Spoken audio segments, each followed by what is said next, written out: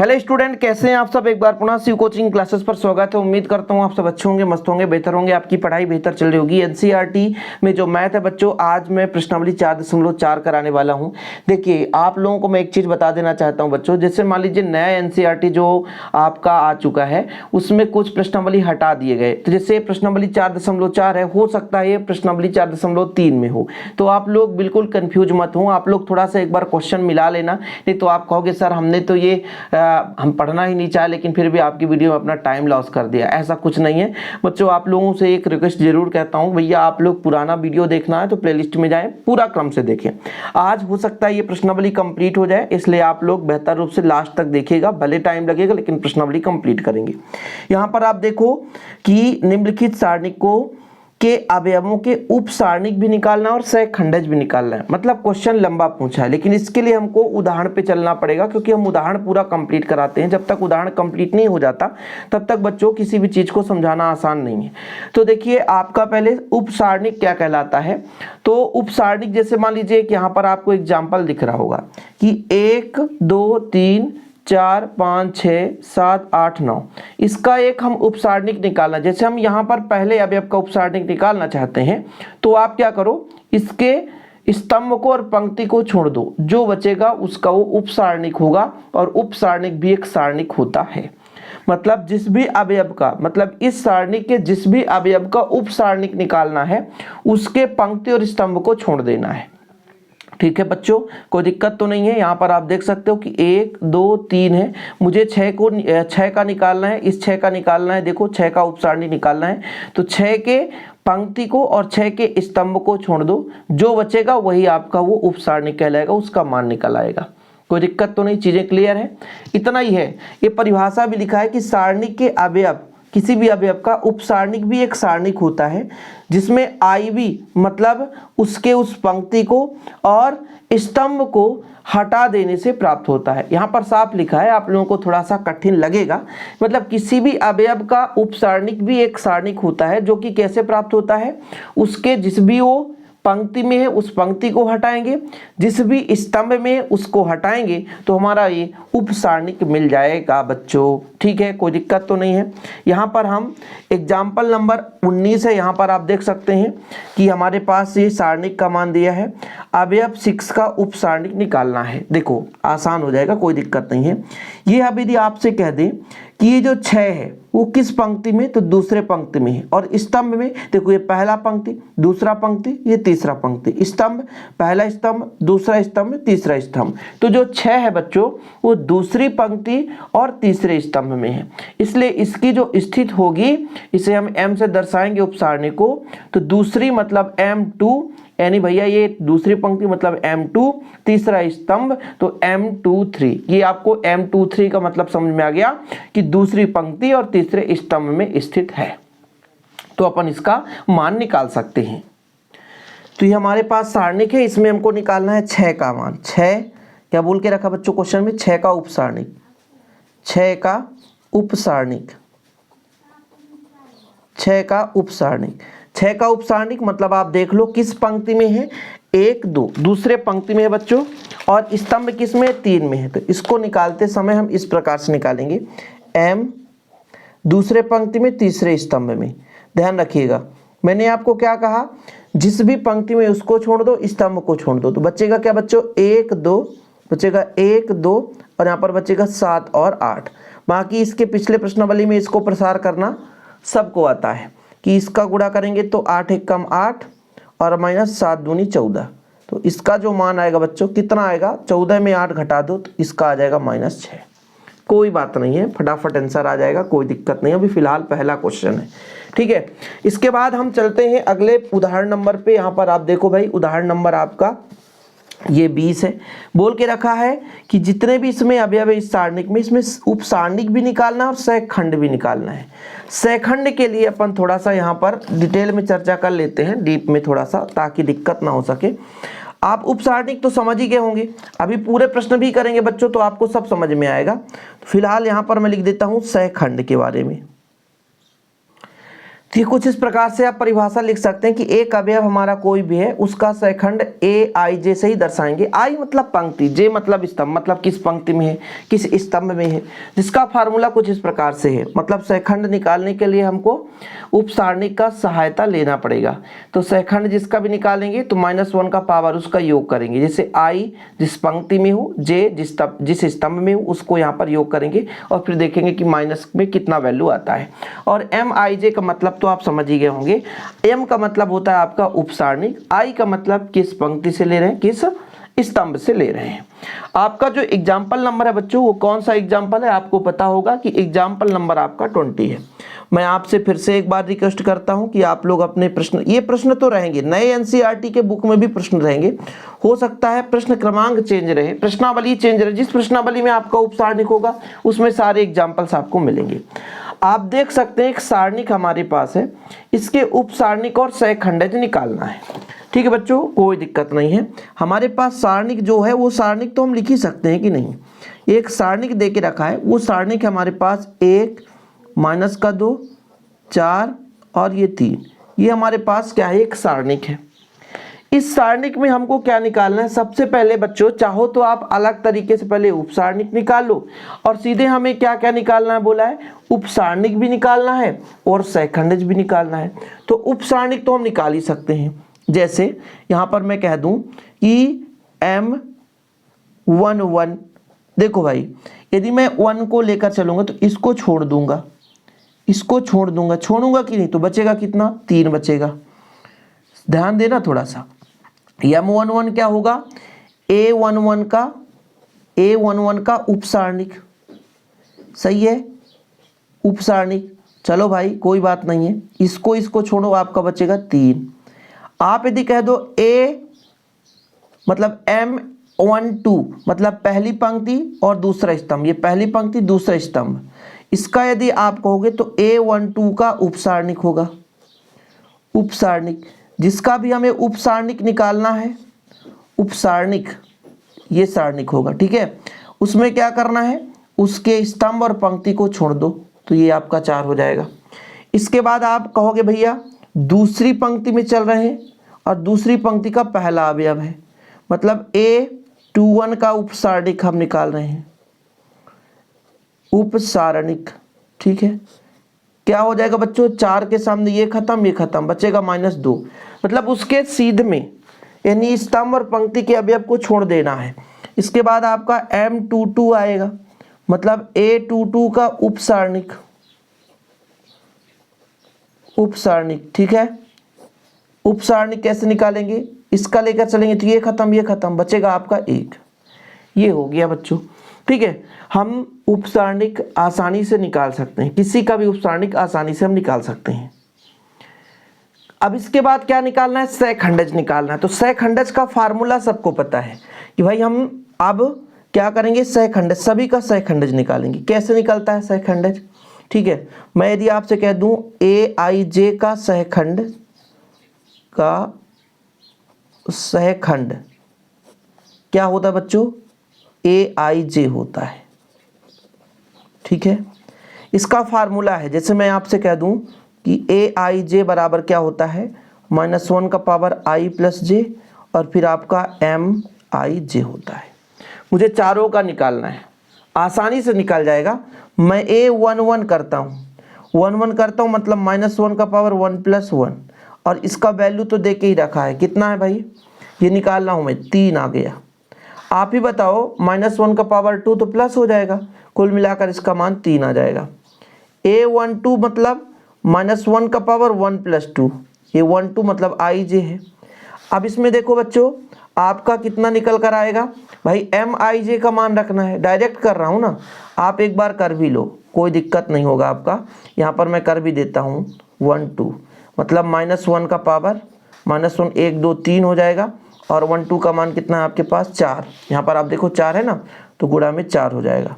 अब ये बच्चों माइनस देगा, इस कारण से ये -4 हो जाएगा। इसके बाद मैं आपसे कह दूं आपका 21 मतलब दूसरा पंक्ति और पहला कॉलम, तो यहाँ पर -1 का पावर 2 + 1 हो जाएगा और M21 हो जाएगा। यहाँ पर -1 का पावर 2 + 1 3 होता है। M21 कितना निकल कर आया बच्चों, जब इसको लेकर चले ये खत्म, तो आपका बचेगा -2, और ये भी माइनस देगा और ये भी माइनस देगा, तो कुल मिलाकर के +2 आ जाएगा। इसके बाद आपका निकलेगा A22, मतलब 1 का पावर 2 + 2, और यहाँ पर बच्चों हो जाएगा M22, ठीक है। तो कितना निकल कर आएगा, -1 का पावर 4 हो जाएगा, M22 मतलब बच्चों यहाँ पर वैल्यू आएगा 1, तो यहाँ पर आप 1 कर सकते हो, कुल मिलाकर 1 आ गया। तो ये आपका कंप्लीट हुआ ना बच्चों। इसके बाद हमारा लंबा चौड़ा है भाई, यहाँ पर देखो उदाहरण 2-1, कुल मिलाकर उसका सेम प्रोसेस है। इसको हम आपको इसको ना करने से बजाय भाई ये आपका पूरा मॉडल स्वरूप है, इसमें हम इसको समझाएं यदि उदाहरण नंबर 22 को, तो सेम रहेगा, तो दोनों क्वेश्चन हो जाएंगे। कारण है ना बच्चों, इसको आप करोगे तो इसमें कोई अवयव नहीं देके रखा है, मतलब एक प्रकार से ये आपका चर वैल्यू है, अचर मान दिया रहता है, थोड़ा सा उसको सॉल्व करना। ये चर एक फॉर्मेट दे दिया, एक फार्मूला बना दिया है कि इससे आप एक फार्मूला तैयार कर सकते हो। बाकी सेम प्रोसेस है, जैसे हम जब 1 को लेकर चलेंगे तो ये खत्म, ये 4 बचेंगे उसके उपसारणिक। जब इसको लेकर चलेंगे तो इसके स्तंभ को और पंक्ति को छोड़ देंगे, ये 4 बचेंगे। इसको लेकर चलेंगे 1 3 को, तो इसके पंक्ति और स्तंभ को छोड़ेंगे तो ये 4 बचेंगे। इस प्रकार से आप सारणिक तो निकाल ही सकते हो, ठीक है। इसलिए मैं 21 नंबर नहीं कराने वाला। इसके बाद जो आपका बच्चों यहाँ पे, तो अपन को देखना है बच्चों उदाहरण नंबर 22, ठीक है। उदाहरण नंबर 22 में ये आपके पास एक सारणिक दे रखा है, इसके अवयवों के उपसारणिक निकालना है और सहखंड निकालना, मतलब सभी अवयव के उपसारणिक निकालना है, जितने भी हमारे पास है ना सभी के उपसारणिक निकालना है, साथ में सभी के सहखंड भी निकालना है। इसके बाद इसको सिद्ध भी करना है, मतलब पहले हमको सभी के उपसारणिक और सहखंड निकालना है। तो हमारे पास एक सारणिक दे रखा है, ये हमारे पास एक सारणिक है, और हमें सबसे पहले भैया उपसारणिक निकालना है। देखो ये 2 - 3 5 6 0 4 1 5 - 7, ये आपके पास सारणिक है। हमको बच्चों उपसारणिक निकालना है। जैसे हम यहाँ पर पहले का उपसारणिक निकाल रहे हैं, M11, ये पहला खत्म, ये खत्म, तो ये 4 अवयव बचेंगे, 0 4 5 -7। इसको प्रसार करते हैं तो तिर्यक गुणा होता है, तो 0 हो जाएगा और 5 चौको 20 हो जाएगा, यानी आपका -20 निकल कर आया। ये क्या निकल कर आ गया, ये आपका बच्चों निकल कर आ गया उपसारणिक। इसलिए हम यदि आपसे कह दें, यहां से हम डायरेक्ट निकाल सकते हैं, इसलिए हम A11 यदि आपसे कह दें तो -1 का पावर 1 + 1 हो जाएगा, और M11 मतलब -1 का पावर 2 और इसका मान -20, और इसको जब सॉल्व करोगे तो आपका ये माइनस प्लस, लेकिन माइनस का नहीं, -20 ही आएगा। एक साथ करते चलते हैं ना। अब बच्चों हम बात करते हैं M12, पहले पंक्ति दूसरे की बात कर रहे हैं, मतलब इसके लिए बात करें तो ये खत्म, ये 4 बचेंगे। कौन कौन बच रहे हैं, 6 4 1 मिनट, इसको लेकर चल रहे हैं तो ये खत्म, तो ये 4 बच रहे हैं, 6 4 1 -7। इसको सॉल्व करोगे तो 6 सत्ते 42, माइनस का 42, बीच में माइनस लगता है, 4 1 कम 4, और इसका मान आ गया -46, ठीक है। इसलिए बच्चों A12 की बात करूं तो -1 का पावर 1 + 2, और आपका M12 होता है -1 का पावर 3 और -46। ये 3 बार है ना, 3 बार है विषम, इसलिए माइनस ही देगा बच्चों, और माइनस प्लस, यानी आपका आ गया 46। इसके बाद बच्चों M13 में आप देखो इसके लिए कर रहे हैं तो ये खत्म, ये 4 बचेंगे, 6 0 1 5, मतलब 6 0 1 5। इसको जब प्रसार करते हैं तो 5 6 का 30 और 1 0 0, यानी आपका 30 आ गया बच्चों। इसलिए मैं आपसे कह दूं A13 मतलब -1 का पावर 1 + 3 और M13, कुल मिलाकर के बच्चों -1 का पावर 4, और यहाँ पर आपका आ गया 30, और ये -1 का घात यदि समय बच्चों तो प्लस ही देगा, और 30 है ये ऑलरेडी, तो ये आपका 30 आ गया। अभी 3 अवयवों का, मतलब पहले पंक्ति के तीनों अवयवों का हमने निकाला है।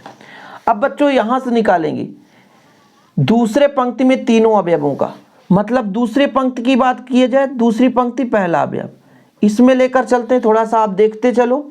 इसको लेकर चलेंगे तो ये खत्म, -3 5 5 -7 बचेगा बच्चों, -3 और 5, और यहाँ पर आपका 5 -7, 7 त्रिक 21, माइनस माइनस प्लस, और पच्चम 25, यानी आ गया -4। तो यहाँ पर आपसे कह दूं कि A21 मतलब -1 का पावर 2 + 1 बच्चों, और M21 हो जाएगा। ये -1 का पावर 3 और ये -4 है, तो कितना निकल कर आएगा? ये भी माइनस देगा, घात में 3 है, ये भी माइनस देगा, गड़बड़ तो नहीं है? तो ये माइनस माइनस प्लस हो जाएगा। लंबे चौड़े क्वेश्चन हैं भाई, पढ़ने आए हैं तो करना ही पड़ेगा ना बच्चों। चलिए आगे चलते हैं बच्चों। इसके बाद M22 मतलब इसके लिए बात करें तो ये खत्म, ये खत्म, तो 2 5 1 2 5 1 माइनस का 7, इसको आप प्रसार करो, 7 दूनी 14, 5 1 5, कितना आएगा बच्चों? 14 5 कितना आएगा? माइनस का 19। इसलिए आपका A22 बराबर -1 का पावर 2 + 2 M22 मतलब -1 का पावर 4 और -19, ये -19 ही आएगा, 4 है, प्लस दे देगा, ठीक है। इसी तरह M23 मतलब बच्चों यहाँ पर हम इसके लिए बात करेंगे तो ये खत्म, ये खत्म, 2 - 3 1 5 निकल कर आएगा, 2 - 3 1 5। इसको जब सॉल्व करेंगे बच्चों, 5 दूना 10, और ये 3 1 3 माइनस में आएगा, माइनस माइनस प्लस हो जाएगा, तो 10 3 कितना हो जाएगा? 13 हो जाएगा। इसलिए हम A23 की बात करें तो -1 का पावर 2 + 3, और यहाँ पर आपका M23 आ गया। यहाँ पर बच्चों -1 के पावर आपका 5 आएगा, और ये आपका 13 ऑलरेडी है, ठीक है, आपका 13 ऑलरेडी है, तो ये माइनस ही देगा, तो आपका आ जाएगा -13। लगातार हम सभी वैल्यू निकाल रहे हैं। देखो अब दूसरे पंक्ति का हम तीनों मान निकाल लिए। अब तीसरे पंक्ति पर चलेंगे, मतलब तीसरे पंक्ति पहले स्तंभ की बात करेंगे। तो जब इसको लेकर चलेंगे तो ये खत्म, ये खत्म, -3 5 0 4, -3 5 0 4, तो यहाँ पर हो जाएगा 4 3 12 और 5 0 0 यानी -12। इसलिए आपका A31 मतलब -1 का पावर 3 + 1 M31 यानी -1 का पावर 4 और -12, मतलब आपका ये -12 ही आएगा। इसके बाद बच्चों M32 लेकर चलेंगे, मतलब इसको लेकर चल रहे हैं, तो इसके पंक्ति और स्तंभ को छोड़ दो, बचेगा आपका 2 6 5 4, कितना बचेगा? 2 6 5 4, मतलब 2 6 5 4, इसको 4 दूना 8 और 5 6 का 30, माइनस आपका कितना आएगा? -22 आएगा बच्चों, -22। अब इसके बाद आप A32 निकालो बच्चों, -1 का पावर 3 + 2, और आपका हो जाएगा M32, ये आपका माइनस ही देगा, ये आपका 5 है ना, घात विषम में तो माइनस देता है, लॉजिक लगा लो, इसका मान -22, और माइनस माइनस आपका +22 आ जाएगा। लगातार आगे चलते हैं। इसके बाद M33 निकालना है, तीसरे के लिए लास्ट चल रहा है, इसको निकालेंगे तो ये खत्म, ये खत्म, -3 5 0 4, -3 5 0 और 4, 4 3 12, और ये 0 हो जाएगा, तो माइनस का गड़बड़ है क्या? ये -7 होगा बच्चों, इसको लेकर चलेंगे, ये खत्म, ये खत्म, अच्छा ये बचेगा 2 - 3 6 0, 2 बचेगा और -3 बचेगा, 6 बचेगा, 0 बचेगा, तो ये आपका कितना निकल कर आएगा? 0 और माइनस माइनस प्लस 6 18, यानी 18 आ गया, कोई दिक्कत नहीं है। A33 मतलब -1 का पावर 3 + 3 और M33, यानी बच्चों ये प्लस देगा, ये भी प्लस देगा, ये -1 के पावर 6 × 18, मतलब ये 18 आ गया। इतना आ गया, सभी के मान आ गए, सभी के मान आ गए। अब मुझे यहां पर बच्चों एक क्वेश्चन और दे के रखा है, देखो थोड़ा सा क्वेश्चन अच्छे से पढ़ेंगे तभी समझ में आएगा। A11 A31 plus A12 A32, मतलब यहाँ पर थोड़ा सा आप लोग बताइएगा, यहाँ पर आप देखिएगा क्या क्या बोला है। A11 A12 और A13 तथा A31, A32, A33, इनका मान पहले आप देख लो, फिर वैल्यू पुट करना। ठीक है, मतलब ये आपका पहला जो A11 है, A12 है, A, तो यहाँ पर आपका 2 माइनस का 3 और ये 5 है। और इसमें देखो बच्चों, यहाँ पे आपको 31 नज़र आएगा कहीं पे, 31, ये देखो इसका मान -12, 22, 18, -12, 22, 18। ठीक, अब क्वेश्चन क्या बोल के रखा है कि हमें वैल्यू निकालना है A11, नहीं दिख रहा भाई, और आपका A31 plus A12, A32 plus A13, A33। अब आगे देखो बच्चों कितना आएगा आपका, 2 गुणे -12 प्लस का -3 गुणे 22 प्लस का 5 गुणे 18, 12 दूनी 24 और 22 तियाँ 66। ठीक है, 18 पंचे 80, तो यहाँ पर आपका -80 प्लस का 80 बराबर 0। प्रूव्ड, सिद्ध करना था 0 के बराबर आएगा, ये हमारा क्वेश्चन है, 0 के बराबर आएगा, आ ही गया, कोई बात नहीं है। देखो भाई लंबे चौड़े क्वेश्चन है, लेकिन हार नहीं मानना है, एक एक प्रश्न करोगे आसानी से बनेगा, कोई दिक्कत नहीं होगी। हमें परेशानी किसी भी चीज़ की नहीं होनी चाहिए, कोई भी क्वेश्चन कितना भी लंबा चौड़ा हो बच्चों, उसे हम आसानी से कर सकते हैं, बस धैर्य रखना चाहिए। यहाँ पर अब प्रश्नावली 4.4 का क्वेश्चन नंबर फर्स्ट है, 2 - 4 0 3। इसमें आपको पहले उपसारणिक निकालना है, फिर सहखंडज निकालना है, कोई बात नहीं है, चलते हैं अपन। अब ये प्रश्नावली हमारा स्टार्ट हो चुका है, इसलिए यहाँ पर हम प्रश्नावली फिर से डाल देते हैं। अब एग्जाम्पल चल रहा था 4.4, फिर हमारा प्रश्न क्रमांक पहला बच्चों, प्रश्न पहले का फर्स्ट। ठीक है, सारणिक देके रखा है, सारणिक आपके पास देके रखा है 2 - 4 0 और 3। इसमें हमको क्या निकालना है, हमको उपसारणिक निकालने हैं सभी के सभी, और सहखंडज। बहुत आसान है बच्चों, बहुत आसान है। उपसारणिक निकालना है, जैसे हम बोले आपसे कि M11 बताओ, तो आप कहोगे सर ये आपका M11 3 आएगा। M12 बताओ, इसको लेकर चलो, ये खत्म तो 0 आएगा। ठीक है, M21 बताओ, इसको लेकर चलो, ये खत्म माइनस का 4 आएगा। वह M22 बताओ, जब इसको लेकर चलो, ये खत्म तो आपका 2 आ जाएगा। ठीक, इसके बाद हमें निकालना है, ये आपके पास क्या आ गए, उपसारणिक। अब हमें निकालना है सहखंड। सहखंड हमने कहा A11 निकालना है, मतलब -1 के पावर 1 + 1, और M11 मतलब -1 का पावर 1 1 2 हो जाता है, और M11 कितना है आपके पास, 3 है, तो ये आपका 3 ही आ जाएगा, वैल्यू है। इसके बाद बच्चों A12 कहो, -1 का पावर 1 + 2, M12 मतलब -1 का पावर 3, और इसका मान कितना, 1 2 का मान 0 है, तो कुल मिलाकर 0 ही दे देगा। A21 का मतलब -1 का पावर 2 + 1, M21 मतलब -1 का पावर 3, ये माइनस ही देगा बच्चों, और 21 का मान -4, तो ये आपका +4 आ गया। A22 मतलब -1 का पावर 2 + 2, और M22 का मान कितना है, ये -1 का पावर 4 जो कि प्लस देगा, और ये आपका 2 है, यानी इसकी वैल्यू 2 आ गई।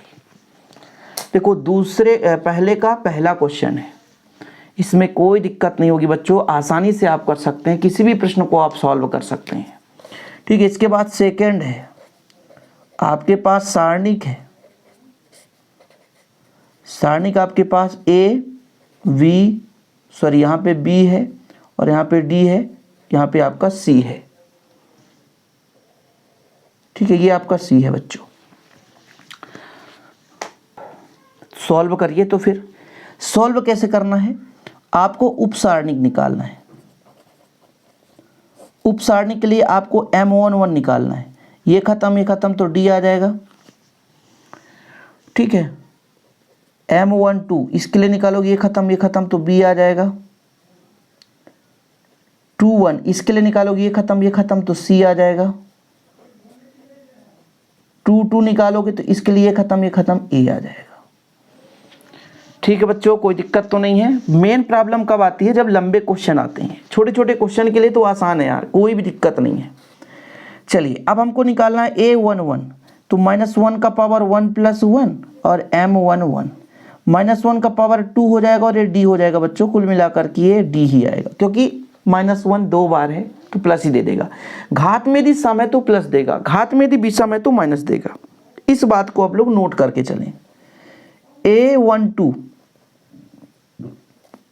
1 + 2 M12 -1 का पावर 3, ये माइनस देगा ना, ये आपका B है तो B, यानी -B हो जाएगा। फिर ये 21 इस बार है, -1 का पावर 2 + 1 कर दो ना, कोई दिक्कत नहीं है। 21 यानी -1 का पावर 3 और 2n का भैया वैल्यू C है, मतलब आपका ये माइनस C दे देगा। और 2 मतलब -1 का पावर 2 + 2 और M22 मतलब -1 का पावर 4। और भैया आपका सम है ना घात, तो माइनस प्लस हो जाएगा और इसका मान है आपका A। कुल मिलाकर A आ जाएगा। ये हमारे पास वैल्यू आ गया है, मतलब पहले का फर्स्ट नंबर का और ये दोनों का उपसारणिक भी और सहखंडज भी हमने निकाल दिया। बन जाएगा ना बच्चों, कोई दिक्कत तो नहीं होगी। इसके बाद हम चलेंगे दूसरे का पहला प्रश्न 2 का फर्स्ट। आपके पास सारणिक देके रखा है, सारणिक कितना दिया है 1 0 0 0 1 0 और 0 0 1।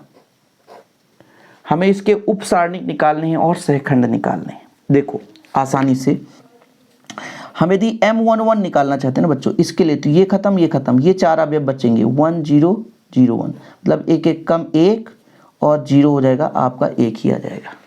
और यदि आपसे कह दूं कि A11 निकालो तो -1 के पावर 1 + 1 M11 मतलब -1 का पावर 2 और ये आपका 1 है, मतलब आपका 1 आ जाएगा। सेम प्रोसेस सब में चलेगा, इधर उधर भटकने की जरूरत नहीं है। इस बार हम M12 निकालेंगे। M12 मतलब ध्यान दीजिए, इसके लिए निकालेंगे तो ये खत्म ये आपके चार बचेंगे 0 0 0 1 मतलब 0 - 0 कुल मिलाकर 0। तो आपसे कह दूंगा A12 निकालो तो -1 के पावर A1 + 2 M12 कुल मिलाकर -1 के पावर 3 × 0 = 0। जो वैल्यू 0 ही है तो 0 ही ना देगा, कुछ और तो दे नहीं सकता बच्चों। इसके बाद हमारा तीसरा नंबर आएगा M13, मतलब यहां पर इसको खत्म करो और इसको खत्म करो तो ये चार आ जाएंगे 0 1 0 0 मतलब 0 - 0 = 0। खत्म कहानी। मतलब A13 यानी -1 का पावर 1 + 3 और M13 -1 का पावर 4 × 0 = 0 ही आएगा, कोई वैल्यू नहीं है। M21 पर चलते हैं बच्चों, 21 पर चलते हैं, इसको लेकर चलेंगे तो ये खत्म ये चार बचेंगे क्या 0 0 1 0 1। कोई बात नहीं ना, फिर से 0 का 1 से गुणा 0 = 0। यार खत्म है यार, बहुत अधिकांश वैल्यू तो 0 ही आ रहा है। -1 का पावर 2 + 1 M21 मतलब -1 का पावर 3 × 0 = 0। ठीक है। इसके बाद M22 मतलब -1 का पावर 2 + 2 M22 हो क्या निकाल दिया यार मैंने। मुझे उप सारणिक निकालना है और उप सारणिक के लिए ये वैल्यू नहीं रखना पड़ता मुझे भैया, इसके लिए निकालना है ना, तो इसके लाइन को खत्म करो, इसके लाइन को खत्म करो तो 1 0 0 1 1 0 0 1 मतलब 1 1 कम 1 - 0 = 1। और अब इसके लिए फार्मूला लगेगा 2 के लिए -1 का पावर 2 + 2 और M22 -1 का पावर 4 और इसका मान आ गया 1 मतलब आपका 1। घात में 4 है बच्चों, घात में 4 है तो हमेशा क्या देगा प्लस ही देगा। इसके बाद M23 के लिए चलेंगे, मतलब इसके लिए चलेंगे ये खत्म ये ख़त्म, 1 0 0 0, 1 0 0 0 मतलब 0 माइनस 0 बराबर 0। अब आप निकालो a 2 3, तो कितना आएगा बच्चों, -1 का पावर 2 + 3 m 2 3 -1 का पावर 5 इंटू 0, कुल मिलाकर 0। अधिकांश वैल्यू तो 0 ही दे रहे हैं। 6 अवयव का मान निकल कर आ चुका है, अभी और वैल्यू निकालनी है बच्चों। इतना आसान भी नहीं है यार, लगता है कि ख़त्म हो जाएगा प्रश्नावली, ऐसा नहीं हो पाता। ठीक है, 1-2 लेक्चर लग जाते हैं ना, टाइम तो लगेगा ही पूरा ख़त्म करने में। अब देखो बच्चों, M31 लेकर चलेंगे, 31 की बात आ गई है, देखिएगा इसको लेकर चलेंगे तो ये ख़त्म, ये ख़त्म, 0 0 1 0, 0 0 1 0, कुल मिला करके 0 माइनस 0 बराबर 0। और आपसे कह दूंगा A31 बराबर -1 का पावर 3 + 1 M31 मतलब -1 का पावर 4 इंटू 0 बराबर 0। फिर A33 बोलो बच्चों, A33 M33 पहले निकालो। देखो बच्चों, इसके लिए 2 के लिए निकालें पहले, फिर 3 के लिए, तो ये ख़त्म, ये ख़त्म, 4 बचेगा, 1 0 0 0। 3 2 के लिए तो आपको बचा 1 0 0 0 मतलब 0 माइनस 0 बराबर 0। प्रसार करोगे तो यही ना आएगा भाई। अब आप निकालो 3 2 मतलब -1 का पावर 3 + 2 और M32 कितना आएगा बच्चों, -1 का पावर 5, कितना भी रहे लेकिन यहाँ पे 0 है तो 0 ही आएगा, इसका मान 0 ही था ना। M33 लास्ट के लिए निकालोगे, इसके लिए निकालो तो ये ख़त्म, ये ख़त्म, ये 4 बचेंगे, 1 0 0 1 मतलब 1 1 कम 1 -0 बराबर 1। अब आपका वैल्यू यहाँ से निकल कर आ जाएगा A33 मतलब -1 का पावर 3 + 3 M33 मतलब बच्चों -1 का पावर 6 और इंटू 1 मतलब 1। घात में यदि प्लस है ना, मतलब आपका सम है ना, तो वो प्लस ही देगा। और फिर बच्चों इसके वैल्यू निकल कर आ चुके हैं, आप लगा लेना, सवाल लगाना, 4.4 का आंसर देख लेना, बिल्कुल ऐसे ही वैल्यू आएंगे। केवल 3 ही मान देता, 6 तो 0 ही आ रहा है। लंबा चौड़ा है, क्या करें भाई, लगाना पड़ता है। ठीक बच्चों, कोई दिक्कत तो नहीं है।